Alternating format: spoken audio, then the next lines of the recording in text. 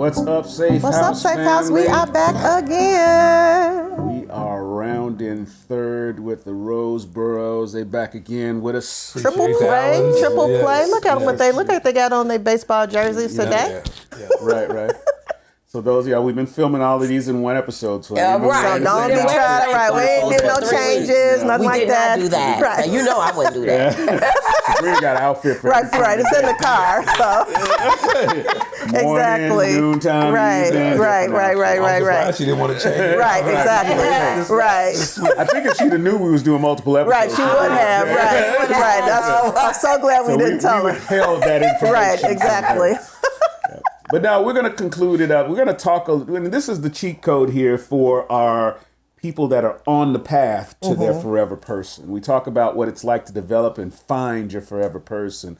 And so we're going to talk a little bit about what it's like to go back and give your younger self some advice about getting together and developing and growing in relationships. So, baby, you have anything you want to add to that? Or? Well, I think, too, I don't think it's just for people who are trying to get together. I think the good part about going back to your younger self is you can learn from that too. So like you said, I can even incorporate, the cheat code. I can be like, you know what, that's a good code for like even now, And I think about, like I said, when we were young, and we weren't as young as you guys. How old was I? I think I was 20 something. You're much older than me. Much older than, because I'm older than he is. I was walking down the street.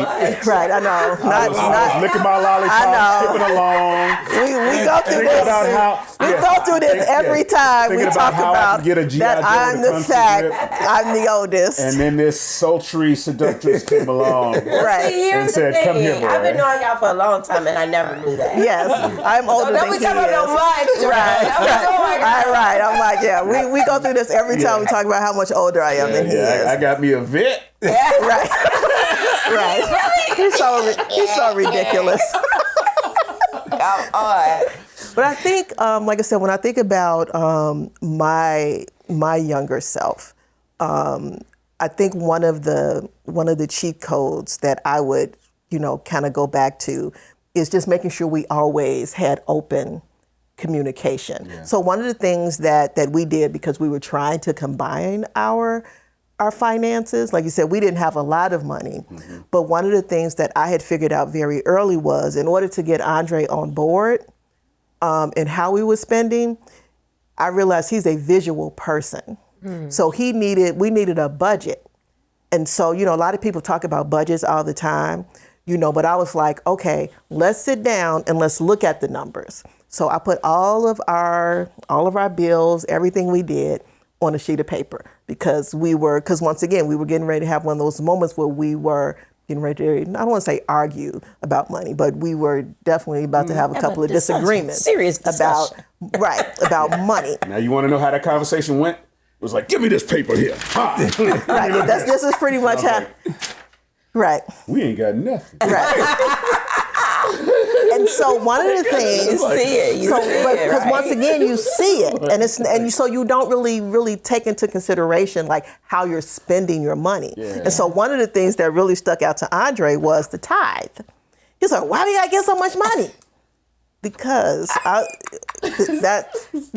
because that's all I knew. Because like I said, I grew up in church, and so I was just used to giving a tithe. And so once we got together, that's what I did. Once we combined our money together, I was like, okay, the tithe became bigger. And so Andre was like, he was grumbling like, whoa. I was like, well, you know what? If you want to touch the tithe money, you're the man, be my guest. Right. So now it's like, you be the one to sin against God. You decided, then it shall be done. Right. And the minute you do that, what'll happen is famine come to the house. Now you got locusts on your yard. You got frogs. It's just, so it's just like, maybe we don't want to. But the reason why it was a good cheat code, and why I'm saying this, is because we've been tithing since we've been married. Yeah. It's not like it's something that we, after we've been married for a few years, and it's like, okay, now we're going to do it. No, we've been doing it from the beginning. That's been a dedicated portion of our money. And let's together. be clear. I know there's a lot of couples out there with different positions on tithing and all that kind of stuff. That's our faith walk. That has nothing to do with compulsion. Right. It has nothing to do with curses. Right. It ain't got nothing to do with nothing. Right. Yeah. So you have different preachers out there preach different things and all those kinds of things. That is our own faith and worship demonstration. Yeah. Right. So if that's what you decide to do, that's fine. If you don't, that's fine as well. Right. So we don't want to make anybody feel like this is the Allen's making everybody. No. That's our own. That was just the one place where we were about to have contention. But the other thing that the budget did help with, and anytime we get into financial trouble, we go right back to the budget. You know, we still have a budget. You know, when we hit hard times a couple of years ago, I had to make a budget. I'm like, okay, this is our worst possible outcome budget. Right. You know, like, so we still had to visually see like where the money was. Like even owning the business, like I said, one of the things that God had me do was I told Andre, I said, give me, because it was bleak. I felt like everything on that thing was red. I mean, everything was red. And so in our bedroom, I have a war room wall, and I said, God said, give me the budget, give me all the numbers, red and everything. So what I did was, God said, put the budget on the wall. He says, but I know it's red. He said, but cover it in scriptures. Mm-hmm. Cover it in what I'm saying. Mm. So this way, every time, this is where you won't be so focused on what you don't have, but you'll be focused on what I'm saying. Yeah. And so every time I look at the wall, I don't see the numbers, I see the word. Yes. And so that to me is a really good cheat code that we learned very early on about being able to look at our numbers, not focus on our numbers, but really trust God. Because even when we first started doing the budget and we didn't have a lot, we still had to trust God with the little that we had. Yeah. You know, and so to me, that's a big cheat code for not just people who are looking for their forever person, but even for now to be like, okay, put all your stuff out there and commit it to God and say, okay, God, this is what we have, but God, what are you saying about our finances? You're the provider. The most important part about that is that you got to put it out there. And you got to understand it. Yeah. Because what we tend to do is we use faith as an excuse to ignore it. Yeah, right? we do. So we'll say, okay, well, we believe in God. I don't need to look at the budget. No, you need to look at the budget so you know exactly what to pray for. Yeah, right? Absolutely. You need to see the red numbers so that you could pray God turns them black, right? Yeah, or, that's what you need to see. So ignoring it, putting your head in the sand is not the answer, but understanding it and then understand that God has the ability to fill in every gap. That's what really makes the difference. Yeah. But we don't want to talk completely. So that was mine. That's our story, right? And hey, one other cheat code is that whole hold on till a dollar till it holler sort of situation. That she learned as a kid how to take $4 a month and make it last. Right, that same skill was the reason I was able to buy my business. Wow. That is true. That same skill, I want you to share that story. So I don't want to take away from your time, but so we're at. So it's a big deal, right? We're closing on a business. Me and my business partners are about to buy a business. We're at the bank, and this is not $5,000. This is not $2,000. This is tens of thousands of dollars that are being talked about across this table, right? Mm-hmm. And then we get to a point, we get up to, $100 and some $1,000, and it's like, we looked at all the owners, it's like, all right, we're going to need 10, 15 more from everybody else. It's like, whoop, where do you go for 10, 15 more $1,000? So, I called my wife. I was like, I don't know. We need 10, 15 more. Like, we can do that. We can do that. Right? And boy, you talk about somebody doing the hallelujah dance, boy.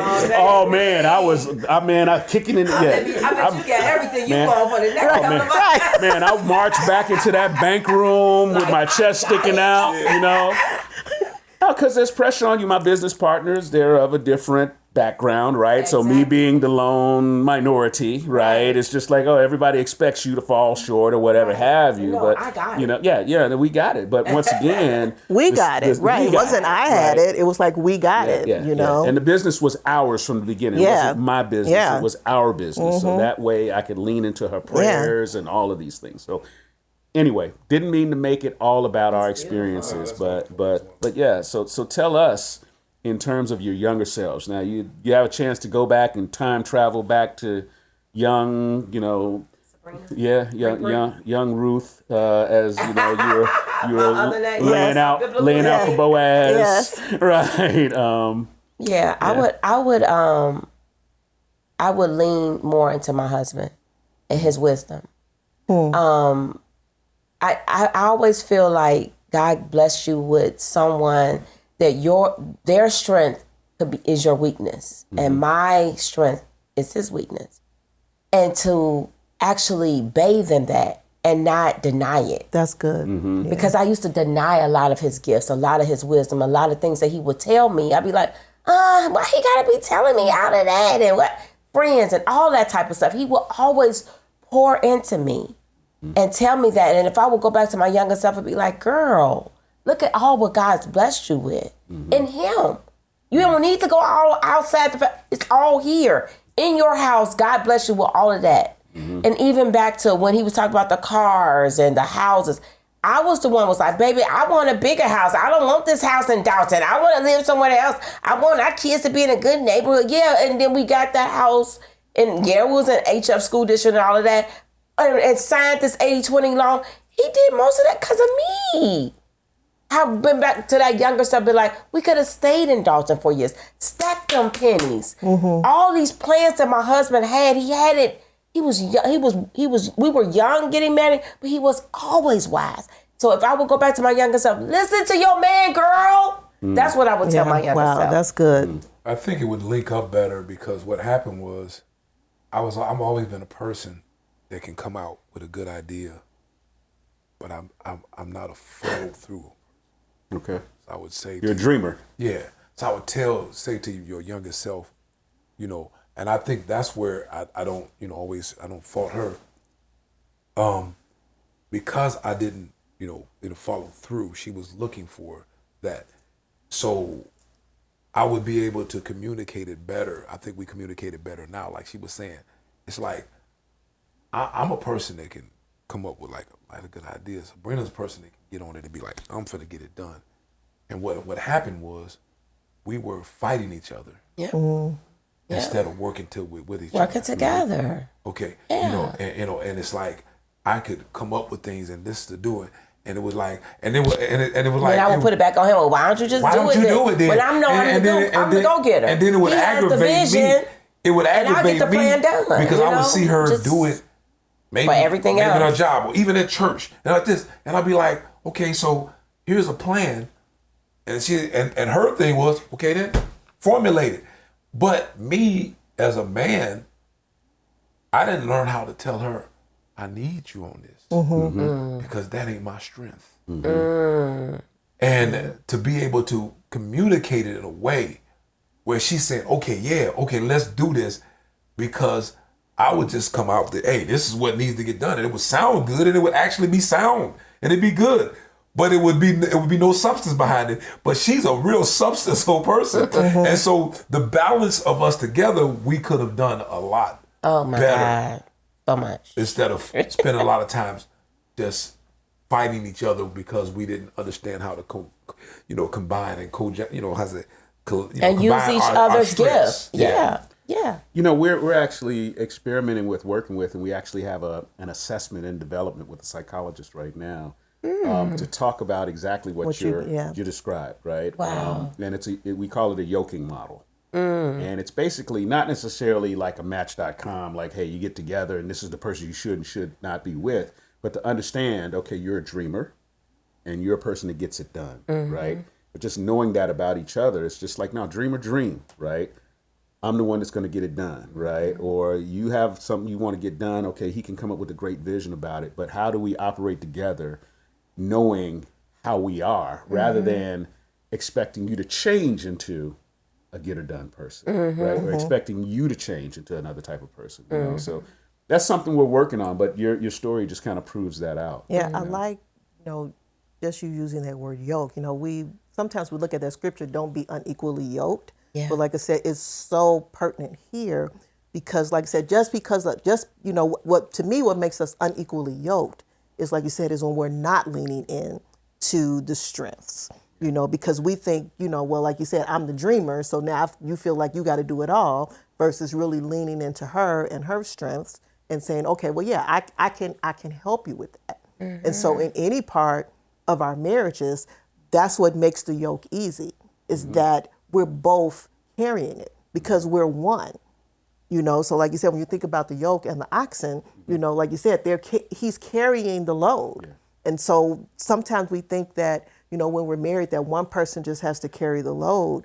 And like you said, it's what makes marriage work is the balance, because when you're out of balance, what's going to happen? That's when you start to really feel the pain and all the other stuff that just comes along in marriage. And we all have to learn that. But that's what I said. That's what I like. Like you said, when you think about how you were in your younger self, and it's like, yeah, I wasn't the one who was doing that. I was making us go this way and that way instead of figuring out, like you said, how can I balance this out? Maybe we should have stayed here. Maybe I should have leaned in to the wisdom piece, because to me that's a big part of longevity, because at some point you had to realize, like, okay, you know what? My man know what he's talking about. So I really am going to start leaning into that. And so that's how you get to 32 years, because we did a whole series on longevity. Yeah. It's like, and that's why we call it our forever person. How do you stay with your forever person? You do. Sometimes you do have to go back and check in with your younger self and be like, man, what did I do when we were younger that really caused all of this? And two, to me, checking in with your younger self gives you that opportunity, like I said, to share with your kids. Don't make the same mistakes me and your dad made. So you get that opportunity to share. Even though we could check in with our younger self and think about, like, we would think about some memories and stuff we used to do. The entire Fiesta pieces, the large ones with the shrimp and sausages, sit in the car before we had kids, because we waited 5 years before we even had children. We got married in 93. Isaac wasn't born in 98. So we had that time to court and date. We had friends that had kids. We about to go kid. We just drop it of a hatch. We can go do stuff. They look at us like, we got to get babysitters. Oh, darn. Okay, we'll catch you on the next one then, okay? We had all that time to do stuff, so it's just... I think always remembering, it's like, far as everybody sometimes forget what caused you to fall in love with that person, what caused you to connect, how you building that, and things that get your mind off focus of who that person is. That person is still there. It doesn't change. That's good. I know people say evolve, but that person's still there. And if you will always remember that, and you always honor and respect that, it will give you a different insight. Like I always said too, people lean to their emotions too much. I know I love Sabrina. People kill me when they say that. Not kill me, excuse me. Oh, I just fell out of love. Love is not like that. Fall out of love with your mama. Fall in love with your brother. It's an energy that doesn't happen. Love doesn't so work like what that. happens is the emotional connection that you felt sometimes might not be Maybe there. different. But I already know that I love this person. Yes. Okay? So that's not going to change. And I'm not going to allow my mind to wonder to say that's going to change. And so now because of that, I'm going to do things accordingly. And so that what I was saying is just, that's another maybe cheat code to your younger self. Don't, people sit around there, they remember these wonderful stories, and they remember the wedding, and they remember how that, and then all of a sudden they're looking at somebody that they said they used to adore, that they would do anything for, and they're looking at them like, that's an evolution of letting the wrong thing go into your mind, into your eye, ear gates, Because I think too, to your point, like you said, it's, you said you waited 5 years before you guys had kids. And so your kids are like in their 20s, right? So that's 20 years that you guys have spent raising kids, which is a big part of your marriage. Yeah. And so, like you said, the cheat code too is, like you said, having that ability to go back now, because now all the kids are grown. And then, like you said, because we're at that stage too, where we're like, okay, what did we used to do before we had kids?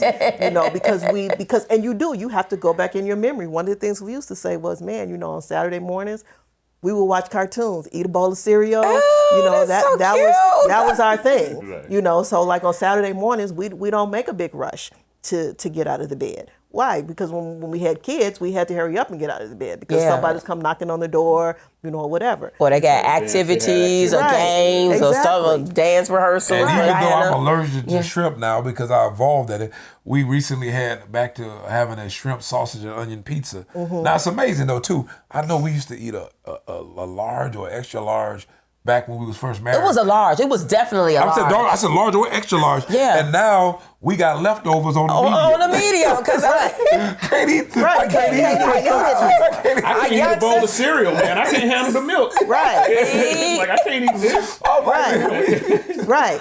And so I think that's a really good cheat code too, because don't forget, don't quickly negate the hard times. Mm-hmm.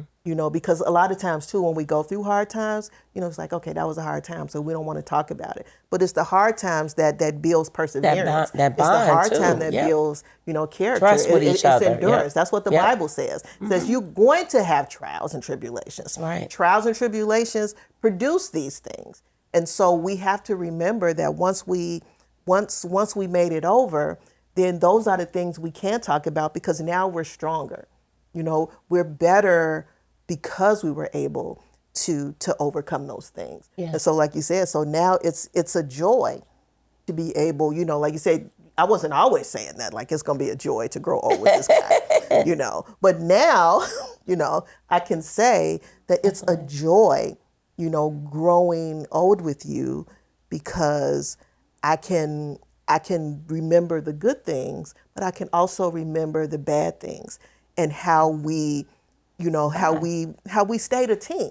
Because we were a team in the good, but guess what? We still managed, I always think about the Bears. I'm like, man, I'm a Bear fan till they gonna do the cheer. They're still on the right track. We say it every year. They're still on the right track. But guess what?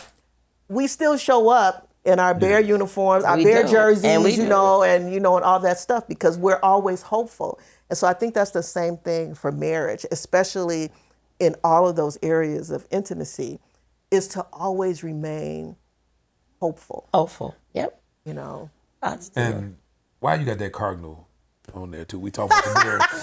This is the perfect time to have a Bears thing. I'm just looking at that cardinal now.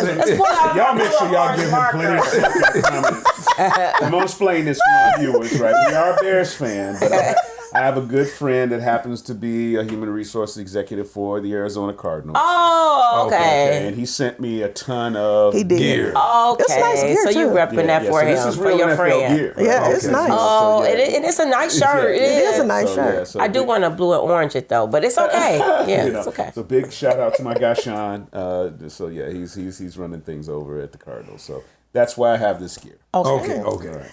All right, so that's it for the episode, you all. Do you have anything else that you want to share? This is your last moment to change the lives of some young couple that's considering their forever person, or a couple that's been together for a while, that they're reevaluating their forever state, or somebody that's successful and saying, how can I be more successful? If you have one or two thoughts you want to share, why don't you look in the camera and tell them? Don't change what's working for you and your husband. Oh, I love that. If it's working for you and your husband, it may not work for them. It's working for you. So stay at it. Keep at it. And know that, like I said before, his strength is my weakness. My strength is his weakness. Y'all combine together. God bless you with this person for a reason. Cherish what you have in each other. This is just in life in general. I'm a big proponent of thinking positive, believing positive. I try to live my life out of, as I quoted earlier, Philippians 4, of whatsoever things are true, honest, just. It's just basically positive thoughts or whatever, to never lose the positivity of the relationship, because something attracted you to that person, something had it. So if you lean into negative, you will produce the fruits of what negative thoughts mean. And if you lean into positive, the scripture even says the peace of God that passeth all understanding shall keep your hearts and minds. And minds. You know, and so it's a way of actually understanding, like, man, I don't even know why I should be feeling this way. Because a lot of people, that's how people on the outside look at it. Because they might see circumstances that is different. So just always stay with that positive mindset about who you are and who you're with. Yeah, I like that. Yep. And so with that, thank you all. Thank you for so being much on the for podcast. coming on the podcast. We Y'all really know we appreciate love it. y'all. Love Y'all coulda you. asked us to do Listen. whatever. We can't, right? yeah, we can't wait to that. You know, we're gonna turn it up on that trip. Yes. Right. People might want to come with us now. You know, But we got to figure that out, how the Safe House have some trips. Yes, right? You know? absolutely. Yeah. And so what happens on the trip stays on the trip. It does. Stays on the trip. Yes. So Safe House, we love you. We love you for guys. tuning in. Remember to like, share, and subscribe. Hit the bell for notifications Ding, so ding, you can ding. get notified when we publish new content. Leave us a comment below. Let us know how this series blessed you. Let us know if there's something you don't agree with. Make sure you give him all the smoke he asked for. Oh, I want that smoke. And with that, y'all, we love you and we say peace.